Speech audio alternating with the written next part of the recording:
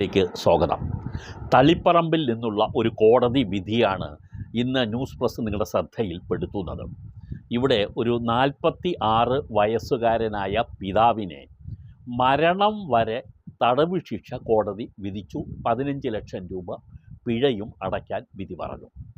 ഇദ്ദേഹം ചെയ്ത കുറ്റം എന്താണെന്ന് നിങ്ങൾ കേൾക്കുമ്പോൾ ഒരു പക്ഷേ നമുക്ക് ഈ ശിക്ഷ പോരാ, ഇതിനപ്പുറമുള്ള എന്തെങ്കിലും കൊടുത്തിരുന്നെങ്കിൽ നന്നായേനെ എന്ന് നമുക്ക് തോന്നും. ഇത് തളിപ്പറമ്പിലെ കോടതിയാണ്, അതായത് പോക്സോ അതിവേഗ കോടതിയാണ് ഈ ജഡ്ജ്മെൻറ്റ് പറഞ്ഞത്. ജഡ്ജിയുടെ പേര് ആർ രാജേഷ് എന്നുള്ളതാണ്. ഈ കുറ്റം ചെയ്ത വ്യക്തി എന്ന് പറയുന്നത് പിതാവാണ്. അദ്ദേഹം ഏകദേശം 2015 മുതൽ ഇദ്ദേഹം തൻ്റെ മകളെ പീഡിപ്പിക്കുകയായിരുന്നു. പീഡിപ്പിച്ച് ആ പെൺകുട്ടിയെ ഗർഭിണിയാക്കുകയും ചെയ്തു. പക്ഷേ ഇദ്ദേഹം വിദേശത്ത് പോയതിന് ശേഷമാണ് കുട്ടിക്ക് ഗർഭധാരണം സംഭവിച്ചത് എന്നുള്ളതാണ്. എന്നാൽ 2019 തുടങ്ങിയ ഈ പീഡന വിവരം ഗർഭിണി ആയതോടുകൂടി മറച്ചുവെക്കാൻ കഴിയാത്ത സാഹചര്യം ഉണ്ടാവുകയും ചെയ്തു. കുട്ടി ഗർഭിണിയായി. തുടർന്ന് ഇപ്പോൾ ആ കേസ് പരിഗണിച്ച കോടതി ഇദ്ദേഹത്തിന് കൊടുക്കേണ്ടതിൻ്റെ പരമാവധി ശിക്ഷ തന്നെ, അദ്ദേഹത്തിനെ തൂക്കിക്കൊല്ലാൻ വിധിച്ചില്ലെന്നേ ഉള്ളൂ, മരണം വരെ ഇദ്ദേഹത്തിന് തടവ് ശിക്ഷ അനുഭവിക്കേണ്ടി വരും എന്നുള്ള സ്റ്റേജിലേക്ക് എത്തി. ഇവിടെ ഒരു സങ്കടമുള്ള ഒരു പ്രധാനപ്പെട്ട കാര്യം കൂടി ഈ വിധിയുടെ കൂടെ നിങ്ങളോട് സൂചിപ്പിക്കാം. അത് വിചാരണ വേളയിൽ ഈ കുട്ടിയുടെ അമ്മ ഭർത്താവിന് അനുകൂലമായി കൂറുമാറി എന്നുള്ളതാണ്. ഒടുവിൽ മകളാണോ വലുത് ഭർത്താവാണോ വലുത് എന്ന ഒരു ചോദ്യം വന്നപ്പോൾ അവർ ഭർത്താവിനോടൊപ്പം നിന്നു.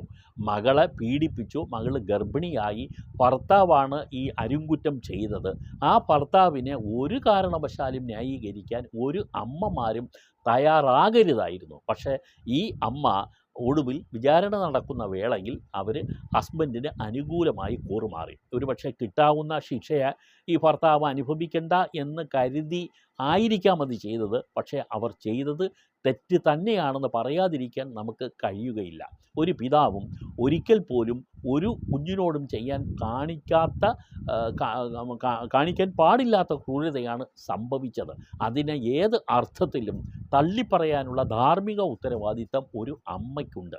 ഇവിടെ ഈ അമ്മമാർ ഇത്തരത്തിലുള്ള നിലപാട് സ്വീകരിക്കുന്നത് കൊണ്ട് തന്നെ പലപ്പോഴും പല കുടുംബങ്ങളിലും ഇതുപോലുള്ള സംഭവങ്ങൾ ആവർത്തിക്കാൻ ഇടവരുത്തുന്നു എന്നുള്ളതാണ് വസ്തുത.